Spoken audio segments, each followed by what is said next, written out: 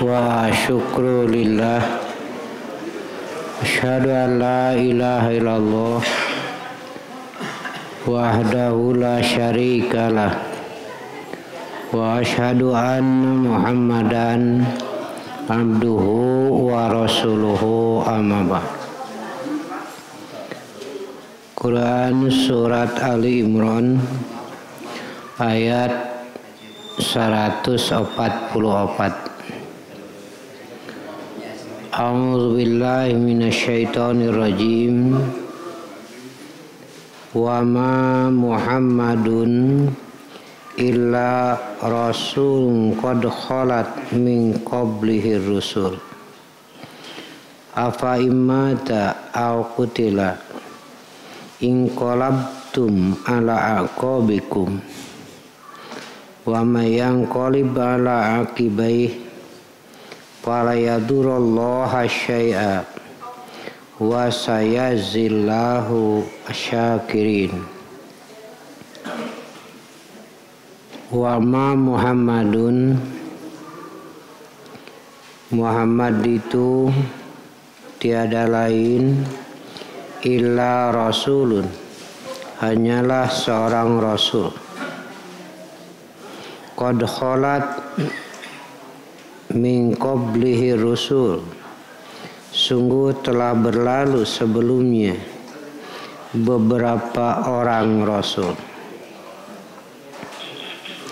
Apa imata au kutila,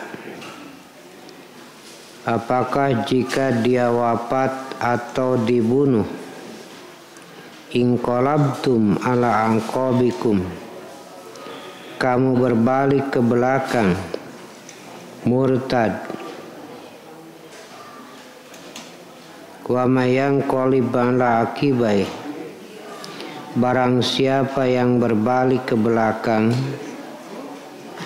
fala yadurullaha syai'a, maka ia tidak dapat mendatangkan madarat kepada Allah sedikit pun. Wa sayazillahu syakirin, dan Allah akan memberi balasan kepada orang-orang yang bersyukur. Allah menghabarkan bahwa Muhammad itu hanyalah seorang rasul, bukan Tuhan. Telah berlalu rasul-rasul sebelumnya, sama. Rasul-rasul yang telah lalu pun bukan Tuhan, mereka mati. Apakah jika Muhammad itu mati atau dibunuh, kamu akan kembali kepada kekufuran? Jadi jelas Muhammad adalah manusia seperti yang lain. Sebagaimana jiwa yang lain. Kullu nafsin za'iqatul maut. Setiap jiwa akan merasakan mati. Sama saja. Ada peristiwa ketika wafatnya Rasulullah, itu beliau mengalami sakit yang parah, yang menyebabkan beliau meninggal itu. Sama saja seperti manusia lain, beliau juga sakit. Malah sakitnya beliau ini bisa jadi 2 kali lipat dari manusia biasa. Rasul mengatakan, kamu tidak akan tahan jika mengalami sakit seperti aku, karena sakitnya lebih berat. Nah begitu. Orang megering sautik riweuh. Sanes teu hoyong salat tidak cangkeng nyeri tuh. Sanes teu hoyong salat nuju rarieut naon we alasan teh. Ya. Pada saat itu Umar bin Khattab marah-marah. ia tidak senang kalau mendengar kata-kata Muhammad mati. Bukan tidak menerima putusan Allah, cuma tidak enak saja didengarnya. Dengar ngadengin karena kecintaan beliau.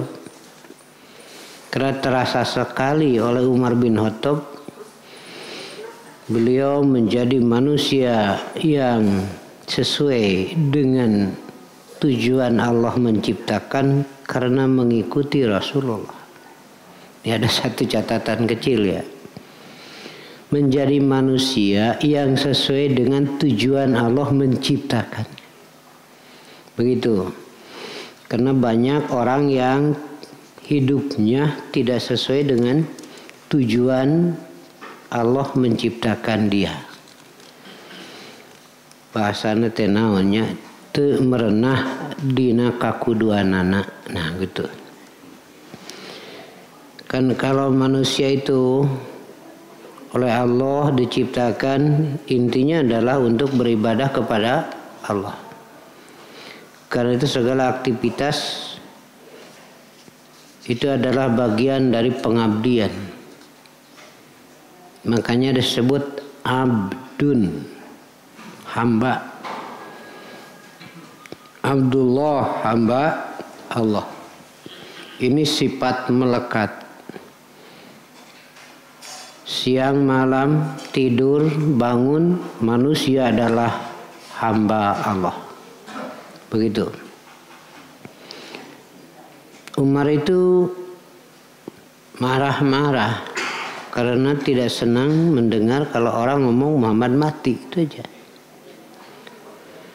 Kemudian datanglah Abu Bakar dan Abu Bakar berkata, "Ijlis ya Umar, duduklah." Mun bahasa orang berengalai gue nangtung gitu. Pak Umaru ayajlisa, Umar tidak mau duduk. Pak balanas ilaihi wa taruku Umar. Kemudian orang-orang berkumpul menghadap Abu Bakar dan meninggalkan Umar. Biarkan saja Umar, kena antep gitu. Abu Bakar masuk ke dalam rumah yang di situ Rasulullah sudah dibaringkan, sudah meninggal dunia. Kemudian dibuka kain penutupnya, lalu dicium oleh Abu Bakar. Begitu. Jadi kalau ada yang penasaran sebelum dikuburkan mau melihat dulu wajahnya, silahkan, boleh. Dibuka itu nanang. Kemudian mencium silahkan. Tapi hari beda jenis mah ulah. Tetap saja harus dijaga. Atau pupurin kerhirup terlaksana. Ya kesempatan ya. Ya. Kemudian Abu Bakar berbicara. Man kana ya'budu Muhammadan fa inna Muhammadan qad mata. Wa man kana ya'budullaha fa innallaha hayyun la yamut. Siapa yang menyembah Muhammad, sungguh Muhammad telah mati. Dan siapa yang menyembah Allah, sesungguhnya Allah hidup, tidak akan mati. Nah ini yang diomongkan oleh Abu Bakar itu. Jadi siapa yang menyembah Muhammad, Muhammad sudah mati. Artinya Muhammad bukan Tuhan. Apakah pada saat itu ada sahabat yang menyembah Muhammad? Tidak ada. Cuma Abu Bakar mengingatkan jangan sampai tenggelam dengan kecintaan kepada Rasulullah, akhirnya kebablasan, menganggap seakan-akan Muhammad itu Tuhan. Sesungguhnya Muhammad telah mati, dan siapa yang menyembah Allah, sesungguhnya Allah hidup, tidak akan mati. Begitu. Kemudian Abu Bakar membacakan ayat, wa ma Muhammadun illa rasulun qad khalat min qablihi rusul. Pada saat itu Umar duduk terasa lemes dan beliau mengatakan, seakan-akan aku tidak pernah baca ayat itu. Jadi lupa karena tenggelam dalam kesedihan itu. Pohok karena ayat teh cek Umar seolah-olah kurincan maca duduk sakitu gagah pemberani ketika dibacakan ayat Quran tunduk.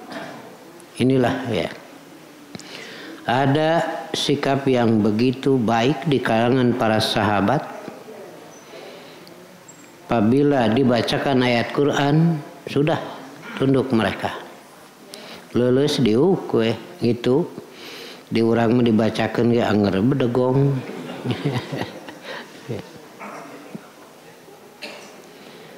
Qala Umar berkata, "Pa wallahi demi Allah, laka annan nas lam ya'lamu anna Allah anzala hadhil ayata hatta taraha Abu Bakrin."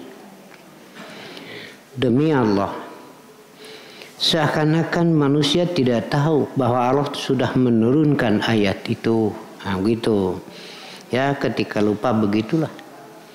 Lalu Abu Bakar bacakan ayat itu sekaligus menyentuh hati Umar dan sahabat lain. Mengingatkan bahwa Muhammad adalah manusia, bukan Tuhan. Kecintaan kepada seseorang jangan sampai mengkultuskan. Karena kadang-kadang kalau sudah cinta tidak ada yang jelek. Katingalina teh halus we. Ningali senalna ge halus. Pajarkeun deui kabogo abdi mah sampeanna ge diobras. Teu anu goreng halus we. Karena cinta itu bisa mempengaruhi jiwa manusia. Karena itu arahannya jika cinta adalah sedang-sedang saja. Kenapa? Karena kalau lebih nanti salahnya tidak akan terlihat. Dan jangan benci berlebihan, sedang-sedang saja. Nanti benernya tidak akan terlihat kalau sudah benci. Jadi lamun benci sudah mempengaruhi semuanya jadi jelek. Yang bagus nage teungeunah we kadangena tidak mau menerima. Ya, karena itulah Allah sudah mengarahkan jangan berlebihan. Cinta ka pamajikan leuwih teuing salah. Kenapa Allah yang harus lebih dicintai? Bukan jasa naon pamajikan. Kalau dibanding jeung Allah gitu maksudnya. Allah menciptakan, Allah memberi rezeki, Allah menyediakan. Kan ibu juga yang menciptakannya Allah. Karena itu bapak jangan ibadah kepada istri, tapi ibadah kepada Allah yang menciptakannya.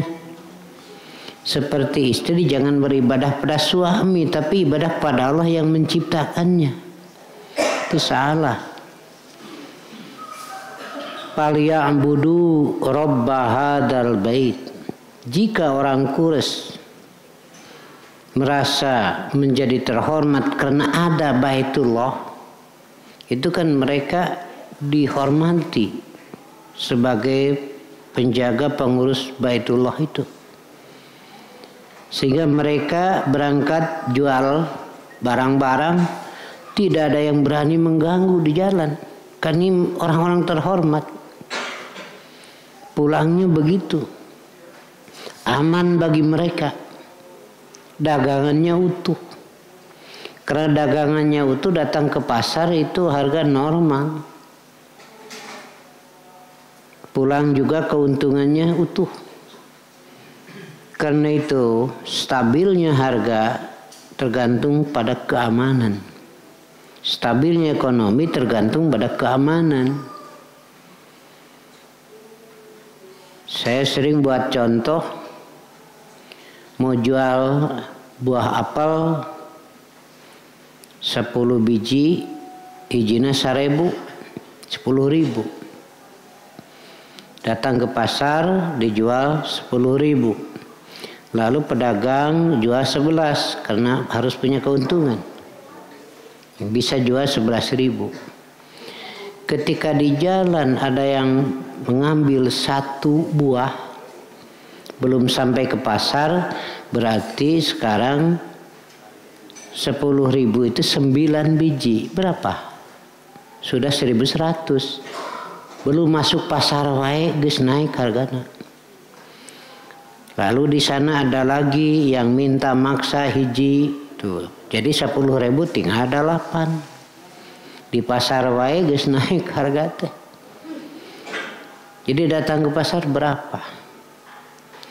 Ini catatan dalam Islam dilarang jika ada barang-barang semacam sayuran yang akan dikirim ke pasar dipegat di jalan, nggak boleh. Beli ku abdi keun bae 10 juta di jalan teh, itu nggak boleh. Kenapa? Sebab di jalan dia sudah naik harga. Kan saya harus jual ke pasar harus punya untung. Dulu ikut saya dijual 11. Geus aya deui nu megat di ditu saurang, beli deui ku itu 11, kumanehna asupkeun ke pasar 12. Ini Islam sudah melarang. Jangan sengaja mencegat barang yang akan dikirim ke pasar. Nanti biar pasar itu yang menyebarkan di sana. Kurang kumaha hadena aturan teh. Satu keamanan. Ari keamanan mah najan dipasang ti Mekah ke Madinah ribuan polisi amal bisa. Tapi ndalah pasang pengaman dalam jiwa manusianya. Taeta nu hese teh Pak. Disiapkeun pengamanan ge Pak ari jiwana teu aman ruksak we. Naon istilah teh pagar makan aya gitu. Itulah ya kenyataan. Nah, begitu kita kembali. Di sini juga Allah sengaja beri batasan, jangan berlebihan. Silakan cintailah dunia, tapi jangan melebihi cinta kepada Allah. Silakan cintai istri, jangan sampai melebihi cinta kepada Allah.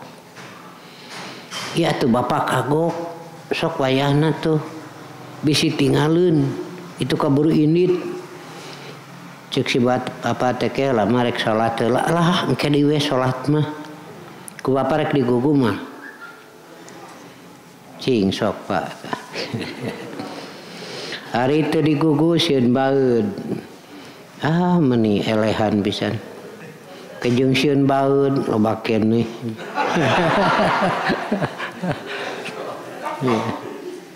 Ini sebagai contoh saja. Rasulullah ditegur oleh Allah ketika beliau menyatakan haram padahal itu halal. Jariyah itu Maria demi menyenangkan hati istri-istrinya ditegur oleh Allah. Kenapa? Kecintaan kepada istri jangan sampai mengubah hukum Allah. Yang haram menjadi halal, yang halal menjadi haram. Kecintaan kepada keluarga jangan sampai merusak hukum Allah. Seringkali ini terjadi karena kecintaan itu. Ini catatan satu saja ya. Yang dikhawatirkan oleh Rasulullah terjadi pada umatnya adalah dha'ful yaqin, lemahnya keyakinan kepada Allah. Ini ya catatan. Kita kembali. Abu Bakar bacakan ayat itu, Umar tunduk dan mengatakan seakan-akan aku tidak pernah baca ayat itu. Kemudian diuruslah jasad beliau. Di sini nanti ada sejarah agak terlambat karena di situ belum ada pemimpin. Inilah Islam mengarahkan. Hendaklah jika ada muslim yang meninggal mesti ada yang mimpin ngokolatan ngurus jenazah. Jangan sampai muslim meninggal mitatan jahiliyah. Seperti di masa jahiliyah, dalam arti tidak jelas siapa. Nah, karena itulah di kita ada ketua, ada jamaah dan lain sebagainya supaya jelas ini. Bagaimana cara mengurus jenazahnya gitu kan. Supaya sesuai dengan Quran Sunnah. Kemudian menyelesaikan sampai penguburannya. Mesti bagaimana caranya? Mestinya bersyukur manusia itu Allah yang menciptakan, kemudian Allah yang menetapkan lahirnya anak dari perut ibu itu bukan kehendak ibunya. Allah sendiri yang menetapkan akhrajakum mim butuni ummahatikum. Kemudian disiapkan syariat dalam perjalanan hidup manusia sampai mati. Kalau sudah siapkan. Ketika usia 7 hari dari kelahiran. Kemudian nanti ada hitan, ada nikah terus, ada salat, ada wudu, mengaping hidup manusia. Agar manusia kembali kepada Allah sebagaimana mestinya sampai ketika mati. Ini catatannya. Silakan dimandikan pakai wangi-wangian, silahkan, dan hendaklah dengan halus, kata Rasul. Jangan ada sikap-sikap kasar memandikan mayit. Lalu dikeluarkan kotorannya. Kotor mampun geus di luar. Selama dalam perut mah henteu. Kan sekarang juga di perut bapak ibu ada itu. Dan tidak disebut kotor kan di jero. Tidak disebut najis karena di jero. Ingat aja di keluar enggak ada dalilnya. Itu aja. Ya ada ya. Silakan bongkar dalil-dalil yang tidak ada. Kemudian mandikan. Didahulukan bagian kanan, lalu cuci anggota wudu, bukan di wuduan. Kan sudah tidak wajib wudu, tapi cuci anggota itu diheulakeun deh. Lalu banyu RKB pakai sabun wangi, begitu. Berapa kali? Ya, kalau cukup dengan 3 kali banyur kategori silakan. Kalau dirasakan perlu boleh lebih. Siapkan kain kapan yang sederhana. Tidak dibenarkan dengan kain kapan mewah mau apa. Geus maot oge kudu we memperlihatkan status sosial. Allah geus maot lah. Ruhnya ya yang dibawakan itu jasad, itu hancur. Bungkus dengan sederhana dengan kain kafan minimal 3 lembar. Ya. Saya tidak dapatkan dalil bacaan-bacaan keur ngamandian, keur mungkus, ayo we maca. Enggak ya. Kemudian baringkan, usahakan menghadap kiblat lalu disolati. Jumlah yang mensalati tidak menjadi ukuran bahwa dia sebagai ahli surga. Ukurannya adalah amal saja. Iya. Bagaimana kalau orang yang meninggal ternyata yang memandikan sedikit ngurus itu bukan ukuran Bapak Ibu. Kembali kepada Quran, siapa yang beramal soleh. Tuh ya. Jangan sampai berkecil hati. Mungkin mun abdi maut bawa-buangan saeutik nu nyolatan tong loba omong geus maut mah mikir mah. Ya. Diurus sama yang hidup sebagai kewajiban mengurus jenazah. Itu pahalanya bagi yang ngurus, lain keur mayit. Kemudian mensalati pahalanya keur nu salat, lain keur mayit. Itu kan perintah Allah. sholatan, ya selesai ya udah.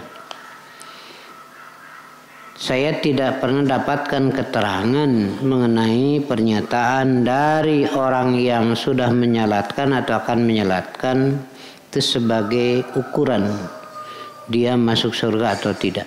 Kembali kepada Quran, amal dirinya. Lalu ditanya apakah ini orang soleh? Cek sararia soleh. Arya ahli surga tuh. Nah tega bapak ibu nyebutkan lain ya. Harapan keluargana nah itu catatan di malaikat kan ada. Catatan amalna. Kalau lah masuk ke surga dengan cara begitu ya, ku malaikat kebayangkan dialungkan kitab catatan. Kenaon ku aing ditulis. Itu ya.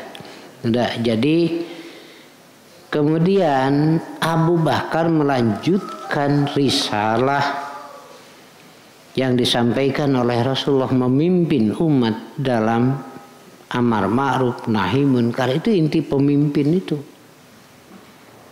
yaitu memimpin umat dalam melaksanakan amar ma'ruf nahi munkar. Itu intinya, dan ini dilaksanakan oleh Abu Bakar. Ketika Rasulullah meninggal dunia, ada yang kufur, murtad itu muncul. Diterangkan dalam Quran, dalam hadis itu, ada yang kafir lagi lah manusia itu. Kemudian dilanjutkan ke, dan beliau melanjutkan penyampaian risalah. Wastu khalifah Abu Bakrin ba'dahu. Lalu Abu Bakarlah yang menjadi khalifah. Waktu itu kata Abu Bakar Umar saja. Kata Umar yang lebih pantas Abu Bakar. Lalu Abu Bakarlah yang memimpin. Wa kafara man kafara minal Arab. Ada yang kufur lagi.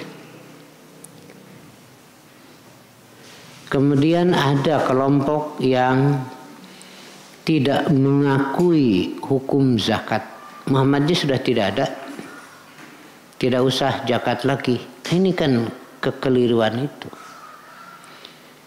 Muhammadnya sudah tidak ada, tidak usah zakat lagi. Mereka menolak. Kemudian Abu Bakar sebagai khalifah menetapkan sikap perangi mereka. Kaget Umar teh. Abu Bakar mah lembut, Abu Bakar mah leleuy, tapi di dieu meni keras. Sedangkan Umar wae biasana keras teu kitu. Sampai Umar berkata, "Kenapa engkau bunuh sesama muslim? Kau perangi sesama muslim?" Abu Bakar menjawab, "Aku bukan memerangi sesama muslim, tapi aku memerangi orang yang tidak mengakui hukum Allah, yang memisahkan antara sholat dan zakat. Orang muslim itu zakat dosa, tapi tidak menjadi kafir. Tapi kalau tidak mengakui hukum zakat, itu artinya kafir. Orang tidak sholat berdosa, tapi tidak jadi kafir. Tetapi ketika orang menolak hukum sholat, ini artinya kafir. Kafir akidah. Itu masalahnya. Dijelaskan oleh Abu Bakar, aku tidak akan memerangi orang yang tidak berzakat, tapi aku perangi orang yang tidak mengakui hukum zakat. Kemudian Umar berkata, "Fawallahi ma huwa illa an ra'aitu." Tiada lain Abu Bakar kecuali aku lihat Allahu qad saraha sadra Abi Bakrin lil qital. Allah telah melapangkan dada Abu Bakar untuk memerangi mereka. Fa'araftu annahul haq. Aku tahu bahwa tindakan Abu Bakar itu benar. Dan di sinilah sekarang Abu Bakar yang menetapkan putusan, bukan Abu Bakarnya. Tapi putusannya sesuai Maka Umar mengatakan, aku tahu ini benar. Nah gitu. Diurang pan lamun eleh hujah teh lain narima. Tuluy we neug tungtung nama ieu mah masing-masing we cenah. Nya aya hukum Allah jadi masing-masing gitu. Ada berapa sih?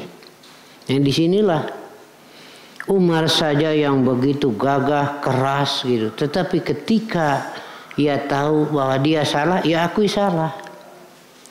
Ketika itu benar, ia terima kebenaran itu. Padahal bari gagah Umar teh. Tetapi di sini beliau tunduk pada kebenaran. Inilah yang dikhawatirkan nasihat seorang sahabat. Kami berada pada masa hawa nafsu mengikuti hak. Tapi nanti ke depan hak akan mengikuti hawa nafsu. Ini yang dikhawatirkan itu ya. Kata sahabat itu, aku ada pada zaman, pada masa hawa nafsu mengikuti hak. Nanti akan datang pada masa hak mengikuti hawa. Gitu kartos. Iya, kalau dulu sekuat apapun keinginannya, pikirannya cekuring mah. Ketika kebenaran begini masalahnya udah selesai. Semuanya tunduk pada kebenaran, tidak berpegang pada hawa nafsu. Cekuring mah gitu. Ini yang benar ya, udah. Dan nanti ke depan akan terjadi hak kebenaran mengikuti hawa nafsu. Jadi nanti terserah keinginan bener nate. Salat mah salat, tapi keinginan ieu mah kieu, keinginan ieu gitu jadinya. Artinya kebenaran mengikuti hawa nafsu sudah rusak itu. Iya. Karena itu ini adalah contoh yang baik bagi kita. Walaupun hawa nafsu tidak menerima Umar bin Khattab itu dengan kenyataan itu. Tetapi ketika dibacakan Quran, ia tunduk patuh. 1, 2. Ketika Umar tidak setuju atas putusan Abu Bakar sebagai khalifah, lalu Abu Bakar menyampaikan alasan, dan alasan itu benar. Cek Umar untuk cekuring mah, tapi Abu Bakar alasannya benar. Ini alasannya sesuai dengan perintah dari Rasulullah, perangi mereka sehingga mereka mengucapkan la ilaha illallah. Maksudnya kalau perang, perangi orang kafir. Gitu ya. Ini catatan yang bagus untuk kita. Adalah kita tunduk pada kebenaran dari Allah. Jangan sampai dipaksa kebenaran kudu kumak kuring. Paham ini namanya? Memiliki salah, itu salah geselah masing-masing. Itu jadi ribuh. Ya. Kemudian setelah Rasul meninggal dunia, dilanjutkan kepemimpinan oleh Abu Bakar, tetap sama berpegang pada kebenaran dari Allah, tidak menetapkan kebenaran berdasarkan keinginan. Karena beliau seorang khalifah, tidak seperti itu. Tetap saja wajib tunduk pada kebenaran dari Allah Subhanahu wa ta'ala. Untuk bagian akhir saya sampaikan di sini bahwa seringkali terjadi seakan-akan yang benar itu saya. Begitu, seakan-akan yang benar itu saya. Ini kurang tepat. Jika setiap orang seperti itu sedangkan pikiran berbeda, keinginan berbeda, makanya jadi kacau kebenaran itu. Yang benar itu adalah Allah yang maha benar itu. Lalu Allah turunkan kebenaran itu. Disampaikan oleh Rasulnya. Karena itu pikiran siapapun, keinginan siapapun adalah kembali pada Quran dan Sunnah. Kepada kebenaran yang satu. Kebenaran yang hakiki itu. Dan tidak ada seorang manusia pun yang abadi. Enggak ada. Kenyataannya sudah kita buktikan, lihat ya, tidak ada seorang pun yang hidup abadi terus meninggal dunia. Seperti dalam Quran surat Al-Anbiya ayat 24, wa ma ja'alna li basharin min qablika al-khulda apa in mitta fahumul khalidun. Dan tidak kami jadikan seorang manusia pun sebelum kamu yang abadi. Pantas teu haraya. Leutik heula teh tos semaraot ayeuna urang teh pan geus kaasup kolot teh. Iya, kita sudah melihat ada generasi penerus kita, anak kita, cucu kita, nya urang ge maot we sarua. Cenah Ustaz abdi mah alim maot alim oge. Nah, lalu yang harus dipikirkan itu bekal apa setelah kita mati. Begitu. Rasulullah sudah berjuang dan sudah dinyatakan sebagai ahli surga. Para nabi itu karena amalnya, ketundukannya kepada Allah. Kemudian diikuti oleh para sahabat yang mereka juga mengikuti Rasulullah. Terus itu. Dan Rasul mengatakan, aku tunggu di telaga di surga. Begitu. Nah Rasul dengan tosan di ditu di talaga di surga tak orang ge meninggi kadinya orang nuturkeun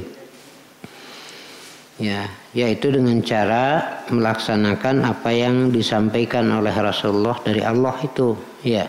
Aku sangat rindu kata Rasulullah bertemu dengan umatku yang belum pernah bertemu. Kalau dengan para sahabat sudah bertemu, tetapi dengan mukmin yang mengikuti Rasulullah setelah beliau, aku rindu sekali katanya. Aku tunggu, wadidtu, aku rindu.